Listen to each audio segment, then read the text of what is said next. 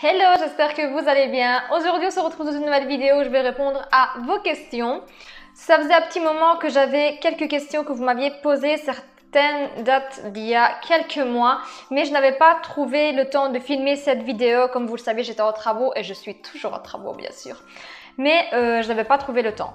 Mais là, j'ai décidé de me poser et d'enfin répondre à vos questions. La première question, c'est quel est ton métier? Donc, pour ceux qui ne le savent pas encore, moi je suis femme d'ouvrage, donc je suis aide ménagère à domicile. Ce n'est pas un métier que j'ai choisi, c'est plutôt un métier dans lequel je me suis retrouvée. On est dans une époque où on ne choisit pas toujours ce qu'on doit faire pour pouvoir avancer dans la vie, et moi c'est une opportunité en fait qui m'a été offerte, si on peut dire ça comme ça, à CDI pour pouvoir avancer dans ma vie, et moi c'était ce qui m'apportait à ce moment-là. Mais dans mes projets futurs, j'ai quand même l'intention de changer de métier. Ce n'est pas un métier qui me convient, qui me satisfait, et ma santé ne suit pas également derrière ce métier qui est très très dur. On ne dira jamais assez, mais c'est très très dur de travailler dans le ménage toute la semaine, plus son propre foyer. Chapeau à moi et à toutes celles qui font ce métier. Il y a bien sûr d'autres métiers qui sont très durs, mais particulièrement femme de ménage, c'est très très fatigant et très épuisant au niveau physique. Deuxième question, si tu pouvais inviter des youtubeuses à ton mariage, tu inviterais qui? Donc au niveau des grandes youtubeuses, je ne sais pas si c'était visé pour les youtubeuses un peu plus connues ou pour des petites chaînes un peu comme moi, mais au niveau des grandes youtubeuses, je n'inviterai personne, tout simplement parce qu'à mon mariage, je veux qu'il y ait des personnes que j'adore, que j'aime et auxquelles je tiens vraiment pour qu'elles soient à mon mariage. Donc oui, je suis fan de certaines youtubeuses, mais pas au point de les inviter à mon mariage. Mais si je devrais inviter des personnes que j'ai connues ces années-ci sur YouTube et sur Instagram, ça serait Nono et Greg. D'ailleurs, ils le savent très bien, j'y tiens vraiment à ce qu'ils soient là à mon mariage. Maintenant, il y aurait d'autres personnes que j'aimerais inviter si j'en avais la possibilité.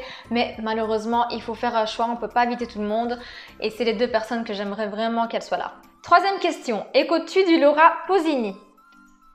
Bon, Laura Pausini, il faut savoir, c'est une chanteuse italienne mais qui est connue à la mondiale. Elle chante en espagnol, elle chante en anglais, elle chante un petit peu en toutes les langues, je pense. Elle est connue un peu partout. Si vous ne connaissez pas Laura Pausini, vous vivez vraiment dans une grotte. Et je connais Laura Pausini, d'ailleurs, je connais toutes, et quand je dis toutes, c'est toutes ses chansons. Je suis née avec, j'ai grandi avec toute mon enfance, toute mon adolescence. Et j'écoute bien sûr Laura Pausini, c'est la base. Question suivante, comment ton copain Marie a-t-il fait sa demande en mariage? Sur cette question, je vous jure, je pourrais y faire une vidéo dédiée, mais je vais essayer d'être brève. En gros, on a décidé de se marier et on a fixé la date avant qu'il me le demande. Ça fait plus ou moins 10 ans qu'on est ensemble, qu'on s'est connus, on avait 17 ans chacun, moi 18, lui 17. Je ne sais pas comment expliquer, mais en fait, mon mari n'est pas quelqu'un de très démonstratif. Pas parce qu'il ne le veuille pas, mais parce que il n'est pas, je pense qu'il n'est pas formaté pour être comme ça. Donc moi, je me suis toujours attendue à une demande en mariage de ouf. Truc comme dans les films, c'était un peu ce que j'aurais voulu. Mais lui m'a fait une simple demande en mariage après avoir fixé la date du mariage. Rentrant un soir après le travail à la maison, donc il m'a donné la bague tout simplement devant la porte d'entrée quasiment. Donc il est entré, il avait reçu la bague, il était tout content et il voulait me la donner. On n'a rien eu de foufou. Voilà, c'était tout simplement ça, sa demande en mariage. Sur le moment même, entre guillemets, je dois dire que je l'ai pas que je l'ai pas trop bien pris. Mais j'ai imaginé ça vraiment autrement depuis toute petite. J'imaginais quelque chose d'un peu plus romantique parce que moi, dans le fond, je suis quelqu'un de très romantique. Mais après, je me suis dit quand même que si c'était quelque chose d'extravagant et super romantique, ce n'était pas lui. Donc, je crois qu'il a fait sa demande en mariage un peu comme ça le représente le mieux, et voilà, ça me convient très bien comme ça. Demande en mariage de fou ou demande en mariage super simple, c'est pareil. Le but c'est qu'on soit mariés. On s'est mariés le 26 juin civilement et on se marie le 17 septembre 2022 à l'église du coup. Et je me réjouis vraiment parce que là il y aura vraiment toutes nos familles, il y aura la belle robe, ça sera vraiment the mariage. Et voilà, peu importe comment il a fait sa demande, il l'a faite.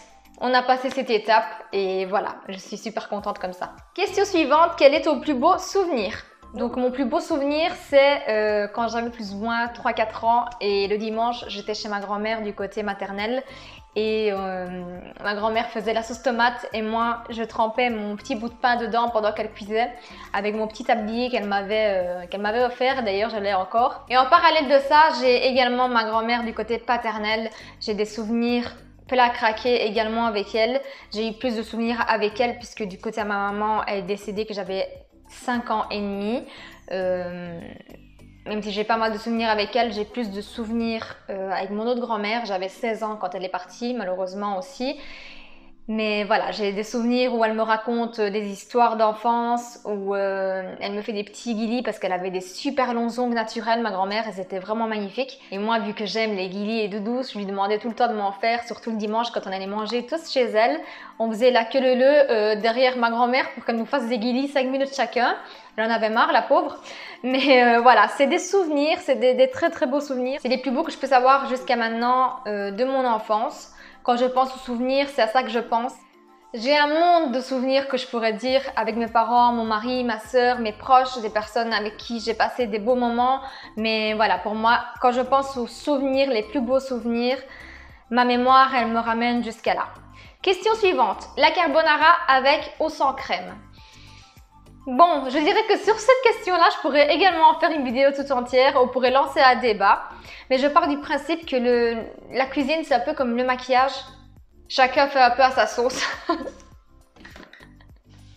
La bonne blague. Non, mais chacun fait vraiment un peu à sa sauce. Il y en a qui mettent de la crème, il y en a qui ne mettent pas de crème. Moi, je suis pour les recettes de tradition. Donc dans la vraie carbonara, on ne met pas de crème. Si tu veux faire une vraie carbonara comme une vraie pro, un vrai chef, tu ne mets pas de crème, tout simplement.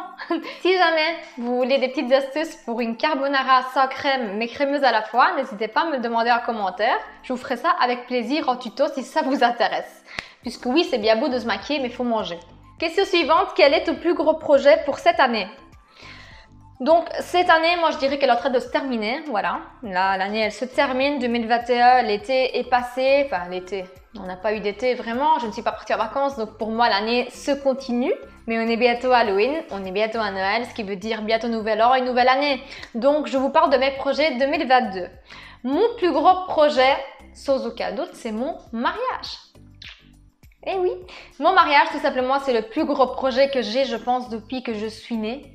Oui, depuis que je suis née, je réfléchis à mon mariage, ce que j'aime pas, ce que je veux pas. Je suis hyper pointilleuse sur ce mariage. Il faut que tout soit comme je l'ai imaginé parce que je pense que je pourrais très vite être déçue si un truc ne tourne pas comme je l'ai imaginé dans ma tête.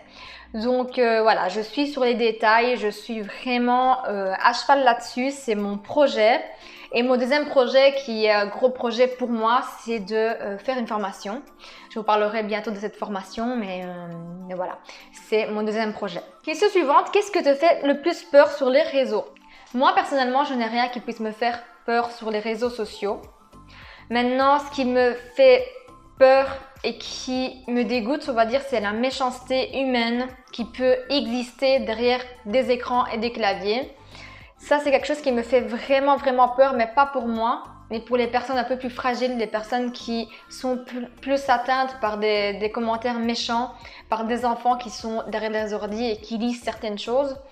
Ça me fait très peur. Donc pour moi, c'est la méchanceté, que ce soit sur les réseaux sociaux et que ce soit dans la vie de tous les jours. Moi, la méchanceté gratuite, elle me fait hyper peur. Question suivante, qu'est-ce qui t'a donné envie de te lancer sur YouTube? Cette question-là, elle était déjà revenue lors d'une autre FAQ, mais je vous réponds également dans celle-ci. Ce qui m'a donné envie de me lancer sur YouTube, c'est ma sœur. Donc elle, ça a été un peu mon coup de pied derrière pour me lancer, on va dire. J'ai commencé par regarder les tutos de Sanana et voilà, ça me fascinait le monde de youtubeuse, d'expliquer un peu nos passions, de partager nos savoirs, etc. C'était quelque chose qui me fascinait vraiment beaucoup. D'ailleurs, je connaissais qu'elle à ce moment-là, je ne connaissais pas du tout les tutos YouTube. Et ça fait exactement 3 ou 4 ans que j'ai découvert qu'il y avait des tutos sur YouTube. Avant ça, j'étais dans une grotte, je vous jure. C'est Sananas qui m'a inspirée, mais c'est ma soeur qui m'a donné l'envie de me lancer, de partager. Ma soeur s'est rendue compte que j'étais vraiment passionnée et j'étais vraiment dans le partage. Et elle m'a dit pourquoi pas ouvrir une chaîne YouTube, Instagram, je t'aiderai à gérer tout ça. D'ailleurs, c'est elle qui m'a créé mon compte Instagram et qui m'a expliqué un petit peu comment ça allait parce qu'avant ça, j'étais complètement ailleurs dans le monde. Et voilà, c'est ma soeur qui m'a donné envie de me lancer sur YouTube. Question suivante, quel est ton signe astrologique? Je suis petit Capricorne. Eh oui, pas têtu du tout, je vous jure. Question suivante, combien de temps mets-tu en général pour te maquiller? Je dirais que c'est une question très variée celle-ci, ça dépend du maquillage que je dois faire. Mais ça peut aller de 5 minutes jusqu'à 20 minutes peut-être. Ouais, 20 minutes. Vraiment, si je ne chipote pas autour, si je regarde pas des vidéos, si je commence pas à faire autre chose que de me maquiller. Un maquillage très simple peut me prendre 5 minutes juste vite fait pour donner un petit coup de bonne mine. Un maquillage comme celui-ci, par exemple, ça pourrait durer 15-20 minutes. Voilà, ça dépend vraiment un petit peu de ce que je fais. La question suivante est une question qui est très complexe, je dirais, et très intéressante à la fois. C'est qu'est-ce que tu penses du monde de l'affluence bar YouTube? Te sens-tu entouré de gens authentiques? Cette question, c'est une question qui me laisse un petit peu sans vraiment réponse fixe. Ce que je pense du monde de l'influence et de YouTube, je pense tout simplement qu'il y a plusieurs types de personnes. Il y a des personnes qui inspirent confiance et qui font ça tellement bien et au final, il faut vraiment pas du tout avoir confiance. Il y a des personnes qui ne sont pas du tout dans le mettre en confiance et sont plutôt dans le mood faire de l'argent. Il y a des personnes qui sont sur YouTube comme elles sont dans la vie de tous les jours. Il y a des personnes qui changent complètement une fois qu'elles sont face à une caméra et dans la vie de tous les jours, ça n'a rien à voir. En fait, YouTube et Instagram, c'est... Voilà, je pense que c'est très varié comme monde. On peut retrouver un peu de tout. En général, je trouve qu'on montre que les bonnes parties de nos journées, de nous-mêmes. Je parle pas de moi, mais je parle en général un petit peu. Quand on voit les grandes youtubeuses, les grandes influenceuses, on voit que le meilleur d'elles-mêmes, on voit qu'elles font des super voyages. Elles sont là en train de nous promouvoir des produits de ouf qui révolutionnent vraiment vos vies. Voilà, moi je trouve que c'est un monde assez complexe, c'est fait de choix, des choix assez compliqués je dirais. Moi je suis une petite chaîne YouTube et je me suis déjà retrouvée face à des collaborations que j'ai refusées tout simplement parce qu'il fallait imposer aux personnes qui nous regardent, à vous, certaines choses, vous mentir sur le produit, vous dire des choses qu'on ne pense pas du tout. Il y a des influenceuses qui font ça. Voilà, moi je dis ça, je dis rien, mais voilà, quand on me demande te sens-tu entouré de gens authentiques? Pas trop, puisque on ne sait plus vraiment distinguer le vrai du faux. C'est très rare une youtubeuse, une influenceuse que je trouve vraie et authentique de nos jours. Donc il faut vraiment apprendre à faire la part des choses. Tout ce que vous voyez sur YouTube, Instagram n'est pas la vie de tous les jours. Pour moi, ça c'est pas une partie authentique. La partie authentique pour moi est l'influenceuse, l'instagrammeuse qui vous montre sa vie de tous les jours, sa vie en tant que maman pour celles qui sont mamans, leur vie en tant que femme, leur vie en tant que travailleuse de tous les jours. Des jours où on n'a pas envie, des jours où on a des coups de pompe, des jours où on est complètement moche et on se montre quand même sans filtre sur les stories. Enfin, pour moi, c'est un peu ça, l'authenticité. Donc, pour répondre vraiment à la question, je sais, c'est un peu long comme réponse, mais je n'ai pas vraiment une réponse bien fixe là-dessus, mais je me sens pas vraiment entourée à 100% de gens authentiques. Et je pense qu'il faut faire très attention et essayer de faire la part des choses, surtout pour les plus jeunes, pour ceux qui découvrent ce monde maintenant. Il ne faut pas se fier aux images, à ce que vous voyez, à la perfection, puisque c'est juste une image, c'est juste un écran. Et derrière, il y a tout un monde qu'on ne voit pas. Question suivante, quelle est ta plus grande fierté? Ma plus grande fierté dans ma vie, c'est de voir mes parents fiers de moi. Ça, c'est une fierté énorme pour moi, c'est voir mes parents fiers que je réussisse dans ma vie, que j'avance dans ma vie et tout ça grâce à l'éducation qu'ils m'ont inculqué. Donc voilà, moi c'est ma plus grande fierté. Ma fierté c'est de rendre mes parents fiers et ça sera toujours le cas je pense et me rendre fière moi-même. voir que les sacrifices de mes parents n'ont pas été inutiles. Comme vous le savez, pour celles qui m'ont suivi depuis le début, mes parents sont venus habiter ici en Belgique il y a 16 ans d'ici, 16-17 ans d'ici. Et ils ont fait ce pas-là pour donner un avenir plus correct à leurs enfants. Ils n'auraient pas pu faire un choix meilleur que celui-ci. Donc pour moi, c'est une fierté de montrer à mes parents que leurs efforts, que leur souffrance, puisque pour eux, c'est quand même une souffrance, être loin de leur pays, ne soit pas inutile et qu'on a su se construire un avenir avec nos propres forces et voilà. Pour moi, c'est une fierté. Je ne sais pas comment expliquer, mais c'est vraiment ma fierté à moi. Question suivante, d'où vient cette passion pour le make-up? Cette passion pour le make-up vient de ma maman. Donc depuis toute petite, j'ai vu ma maman se maquiller avec plein de couleurs. Elle perdait du temps devant le miroir à se maquiller, j'étais fascinée. Et déjà depuis toute petite, je lui demandais si je pouvais mettre un petit peu de mascara, un petit peu de fard à paupières, un petit peu de labello. Enfin, c'était vraiment quelque chose qui me passionnait. Et voilà, je pense que ma passion pour le make-up vient de là. Question suivante, quelle est selon toi ton habitude étrange qui fait partie de ton quotidien? Donc mon habitude étrange, je ne sais pas si elle est vraiment étrange comme habitude, mais c'est une habitude ou un tic ou une manie, je ne sais pas trop comment appeler ça. Quand je me couche le soir dans le lit, il faut que mes draps de lit soient bien tendus. Je ne sais pas si le concept... je ne sais pas si vous voyez le concept, mais il faut vraiment que mes draps de lit soient bien à plat. Mon mari ne peut pas mettre les draps en boule parce que je les remets à plat pour qu'ils soient bien droits. Et il faut toujours que mon lit soit fait avant que je me mette dedans. Donc il faut toujours un lit bien fait, bien... Ben voilà, c'est une manie que mon mari déteste par-dessus tout parce que lui c'est tout le contraire. Mais quand je vous dis tout le contraire, il n'y a pas pire. Lui c'est plutôt enlever la couverture, la mettre entre les jambes, en boule, enlever le drap d'en dessous, laisser celui du haut. Enfin, un casin. Et moi c'est plutôt bien étiré, bien rangé, tout doux, tout beau. Ça n'a rien à voir. Et ensuite, dernière question, on se demanderait bien qui a posé la question. Que penses-tu de ton mentor Greg? Greg. Donc Greg est un ami que j'ai rencontré sur Instagram. Avant, il avait également une chaîne YouTube, mais monsieur a décidé d'arrêter YouTube, hein, n'est-ce pas Greg? Et pour moi, Greg est une source d'inspiration. Il est super fort en make-up. J'adore ce qu'il fait. On est totalement alignés sur les make-up. Quand il fait un make-up, j'ai tout de suite envie de le reproduire. D'ailleurs, je pense que je vais bientôt reproduire un de ses make-up qu'il m'a montré. Il m'inspire, mais grave. Je ne sais pas comment expliquer. Des fois, je vois des super beaux make-up artistiques et tout, et ça donne pas envie de le reproduire parce que c'est hyper compliqué. C'est un truc que, voilà, ça m'inspire pas trop. Pourtant, il est hyper magnifique le make-up. Et quand Greg me présente un make-up, j'ai tout de suite envie de le reproduire car il est fin, il est raffiné, il est à la portée de tout le monde. Et voilà, il a vraiment du goût en make-up. Et en plus, c'est un ami hyper attentionné aussi et je l'adore.